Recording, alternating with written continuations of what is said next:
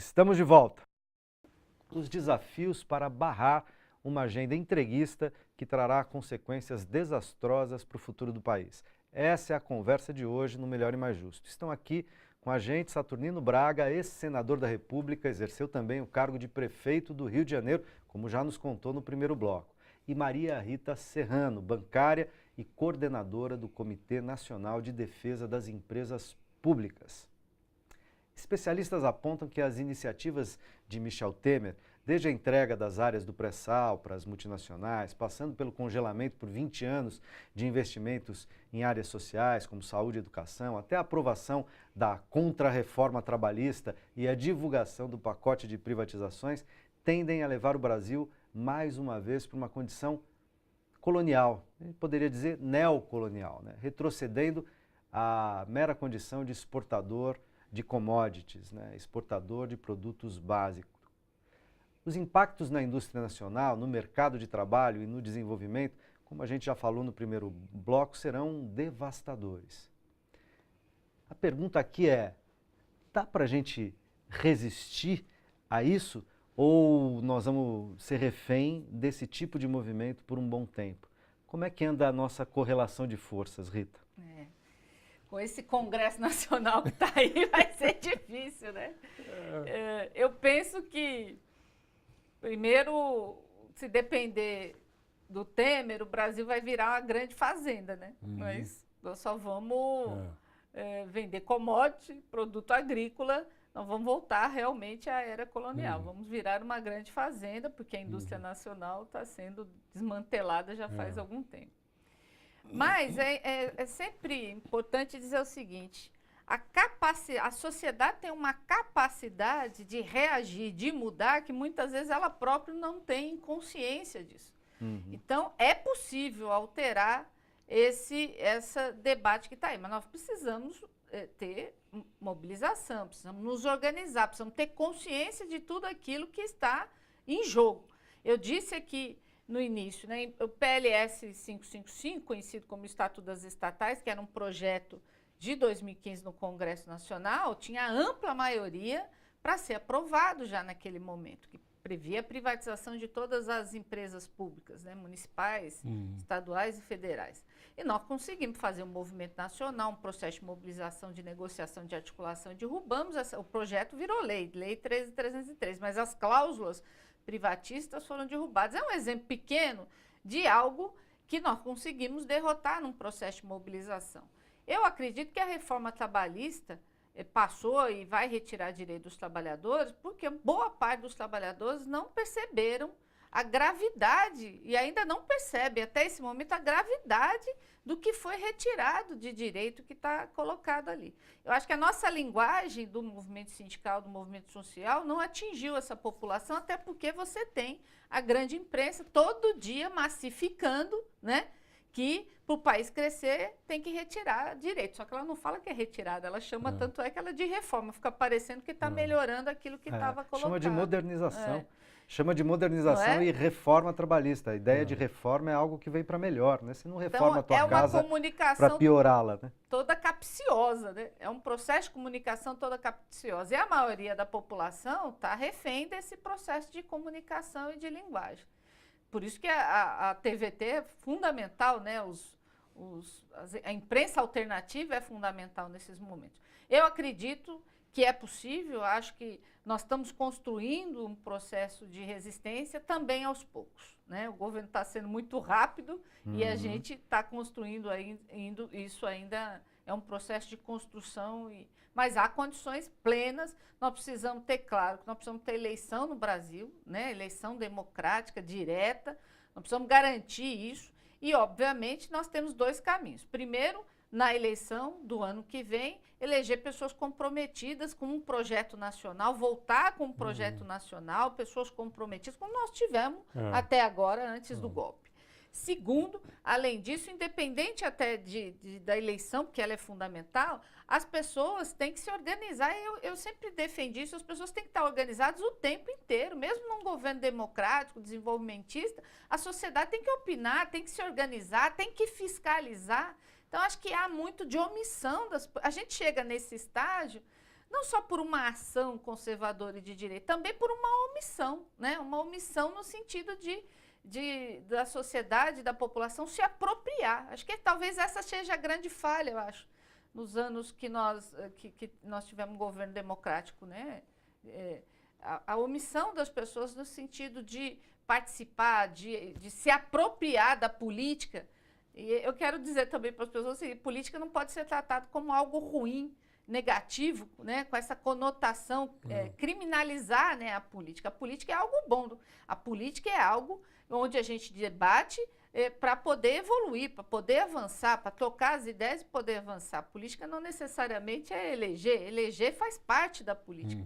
E nós temos que ser políticos, nós precisamos nos apropriar da vida política e cumprir nosso papel, seja na sociedade Amigos de Bairro, seja no sindicato, seja lá nos ambientes, falo na reunião de prédio, né? Lá de condomínio. De condomínio, né? Nós precisamos nos apropriar desses espaços e debater, defender nossos direitos, nosso ponto de vista. Isso é fazer política. Então, a política não é algo ruim. Agora, tem os políticos ruins, né? Tem que precisa trocar, não é? Por isso que tem eleição, né? Para você poder avaliar. Agora, não é todo mundo, né? Tem muita gente séria, comprometida com o país. Agora, a maioria do Congresso Nacional que aí está não tem compromisso com o país. Tem compromisso com latifúndio, tem compromisso com o grande capital privado, tem compromisso com uma visão armamentista, né? É essa a maioria que tem compromisso. Mas nós temos lá bons senadores, bons deputados, né? Pessoas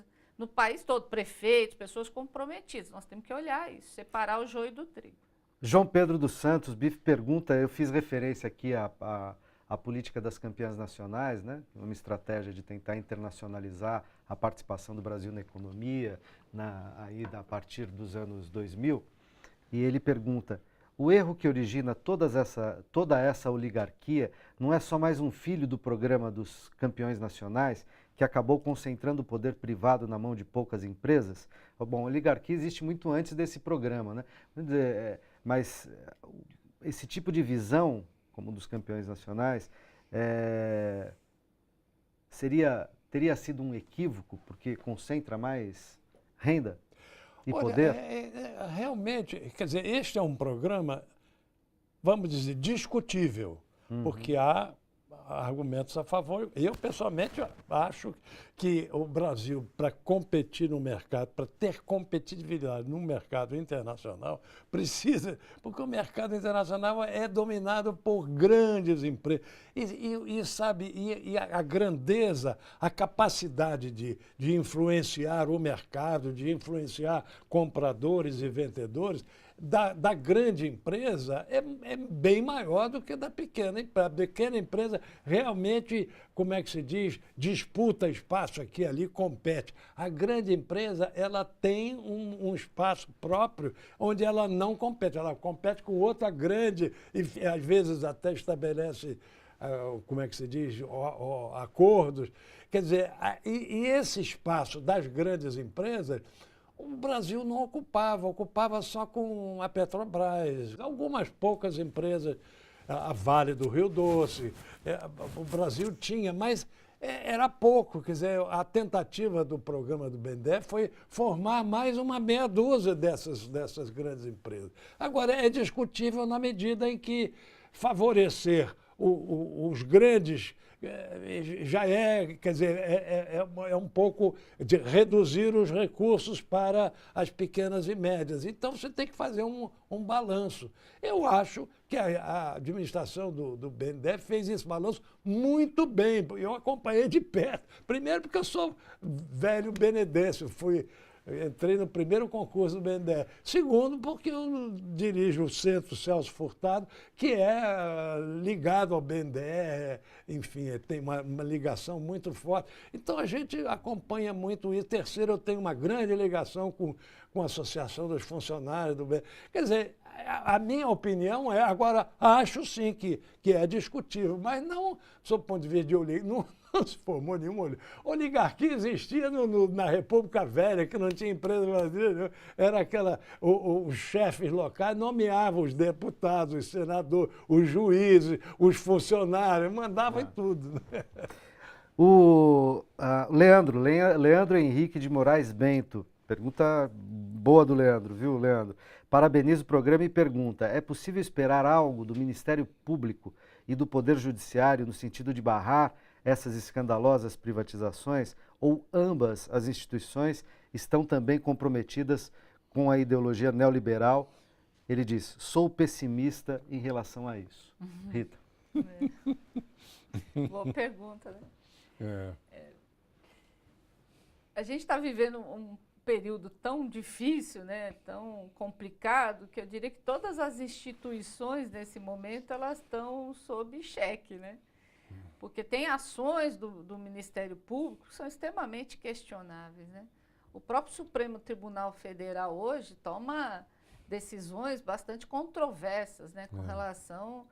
virou um tribunal político, né, que não tem isenção, claramente não tem isenção, né? Você vê ministro indo o tempo todo para a imprensa, não é, partidarizando o debate. Então, eu acho que com relação a essas instituições, eu acho que elas estão sob cheque. Todas as instituições, nesse momento, elas estão sob cheque. Agora, eu não sou pessimista no sentido de que eu penso que são nos momentos de crise, né, inclusive enquanto ser humano, né, que a gente cresce. Então, acho que é um momento de crise, difícil, mas que foi dado à população brasileira e à sociedade a possibilidade, inclusive, de fazer comparações, né? Nós tivemos a saída da ditadura militar, o processo eleitoral, o período, 8 anos do governo Fernando Henrique, nós tivemos a democratização, um período de desenvolvimento do país, nós estamos agora num período de golpe, né, onde as instituições todas estão comprometidas com uma visão retrógrada, né, da política, do país e do desenvolvimento. Então, penso que, como eu disse, é um momento importante para a população, para a sociedade, assumir o seu papel, né, de protagonista, assumir o seu papel para influenciar e dizer o que quer, não é? O que é que nós queremos, afinal de contas? Esse modelo, né, o modelo da década de 90, o modelo que desenvolveu o país, que tirou a população da rua, que investiu em educação.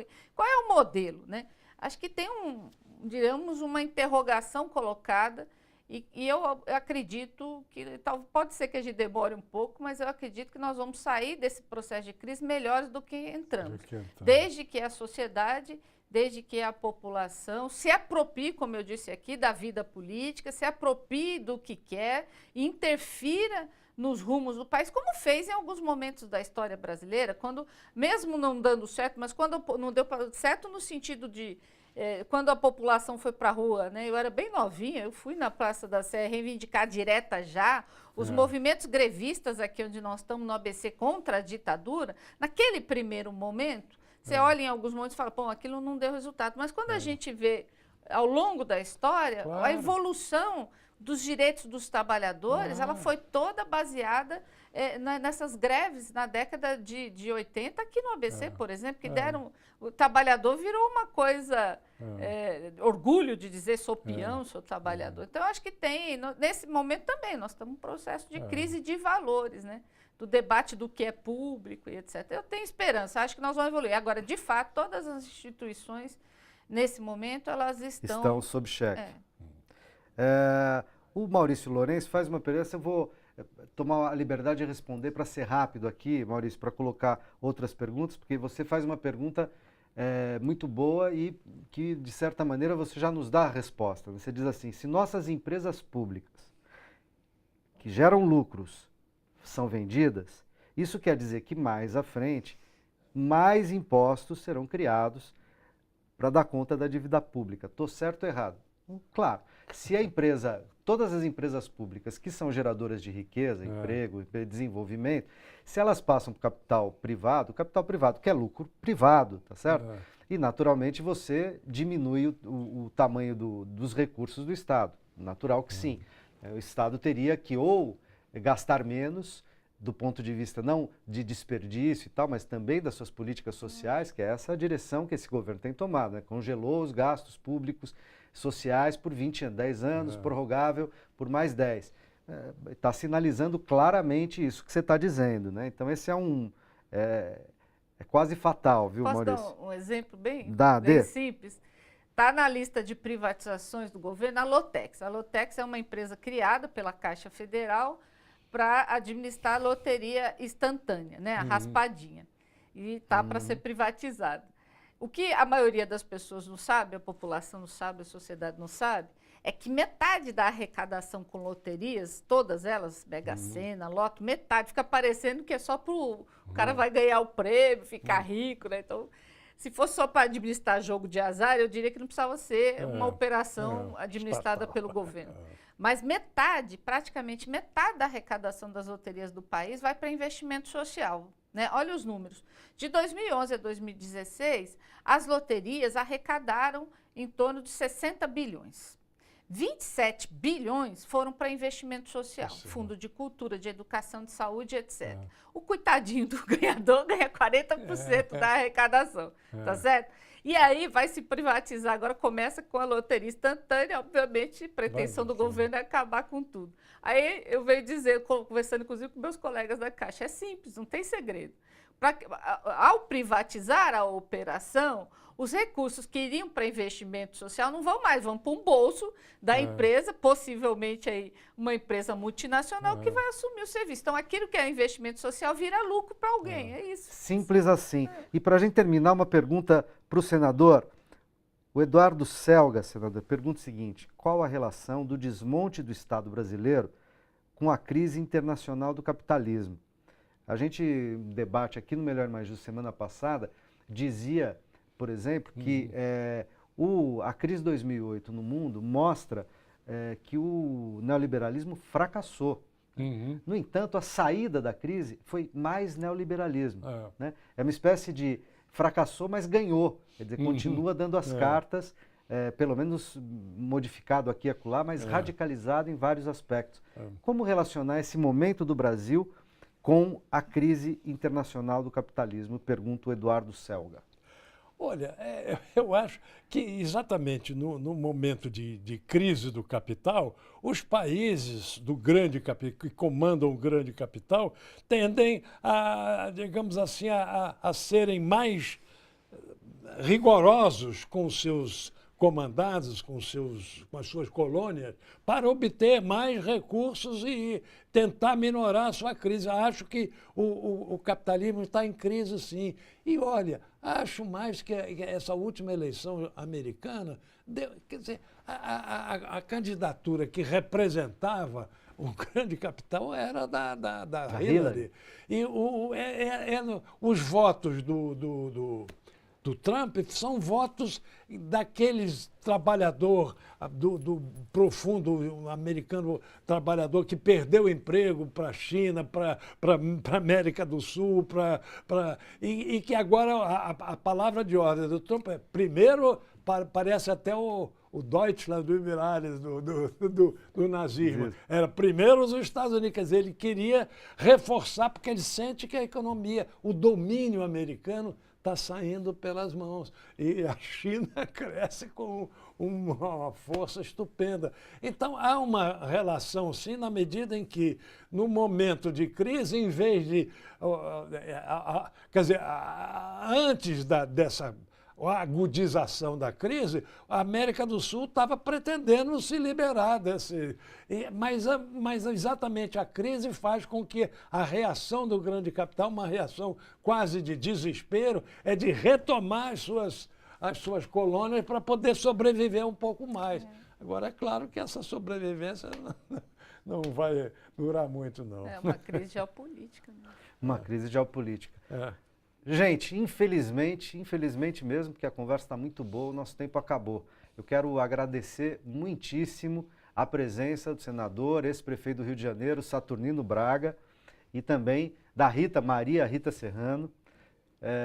Agradecer pela belíssima conversa que a gente fez aqui e agradecer também a você que nos acompanhou até aqui durante o programa, manda perguntas durante a gravação e faz o programa junto. Então a qualidade da nossa conversa aqui depende muito da contribuição de vocês.